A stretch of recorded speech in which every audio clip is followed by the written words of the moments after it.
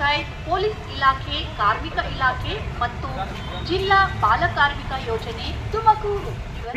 ಪಟ್ಟಣದ ನಾಗರಿಕ ಬಂಧುಗಳೇ, ತಮಗೆಲ್ಲರಿಗೂ ತಿಳಿದಿದೆ, ನಾವು ಕಾರ್ಮಿಕ ಇಲಾಖೆ, ವಕೀಲರ ಸಂಘ, ಅಭಿಯೋಜನಾ ಇಲಾಖೆ ಸಹಯೋಗದಲ್ಲಿ ಈ ಒಂದು ಬಾಲಕಾರ್ಮಿಕ ನಿಷೇಧ ಕಾರ್ಯಕ್ರಮವನ್ನು ಆಗಾಗ ಆಯೋಜಿಸ್ತಾನೆ ಇದ್ದೀವಿ.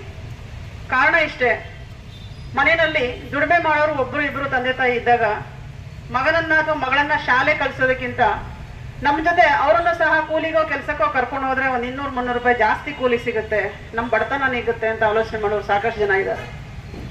ಇವತ್ತಿನ ದಿನ ನಾವು 200-300 ರೂಪಾಯಿಗೆ ಆಸೆ ಪಟ್ಟು ನನ್ನ ಮಕ್ಕಳಿಗೆ ಸಿಗಬಹುದಾದಂತಹ ಲಕ್ಷಾಂತರ ರೂಪಾಯಿ ಆದಾಯದ ಒಂದು ಕರ್ತವ್ಯ ನಿರ್ವಹಣೆಯನ್ನ, ಕೆಲಸವನ್ನ, ಸಮಾಜ ಸೇವೆ ಮಾಡುವಂತಹ ಒಂದು ಕರ್ತವ್ಯವನ್ನ, ಸರ್ಕಾರಿ ಅಧಿಕಾರಿಯಾಗಿ ಆತ ಕೆಲಸ ಮಾಡಬಹುದಾದಂತಹ ಅಥವಾ ಆಕೆ ಕೆಲಸ ಮಾಡಬಹುದಂತಹ ಒಂದು ಸಂದರ್ಭವನ್ನ ನಾವೇ ನಮ್ಮ ಕೈಯಾರೆ ಮೊಟಕುಗೊಳಿಸ್ತಾ ಇದ್ದೀವಿ ಅಂತ ಹೇಳಿ.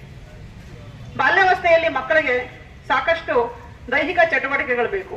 ಶಾಲೆಗಳು ಸಹ ಆ ಕಡೆಗೆ ಗಮನ ಕೊಟ್ಟು ಮಕ್ಕಳಿಗೆ ಸಾಕಷ್ಟು ದೈಹಿಕ ಚಟುವಟಿಕೆಗಳನ್ನು ಕೊಡಬೇಕು. ಗುಬ್ಬಿ ತಾಲೂಕಿನಲ್ಲಿ 3 ಜನ ಕಿಶೋರ ಕಾರ್ಮಿಕರು ಮತ್ತು ಒಬ್ಬ ಬಾಲ್ಯ ಕಾರ್ಮಿಕರನ್ನ ರಕ್ಷಿಸಿ ಅವ್ರನ್ನ ಪುನರ್ವಸತಿಗೊಳಿಸಿ ಅವ್ರ ಮುಖ್ಯವಾಹಿನಿಗೆ ತರುವಂತ ಪ್ರಯತ್ನ ನಾವು ಮಾಡಿದ್ದೀವಿ.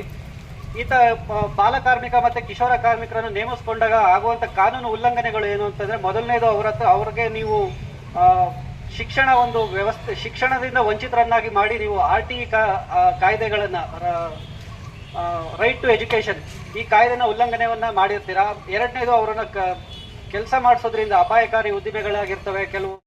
ನೇಮಿಸಿಕೊಂಡಲ್ಲಿ ಮಾಲೀಕರ ವಿರುದ್ಧ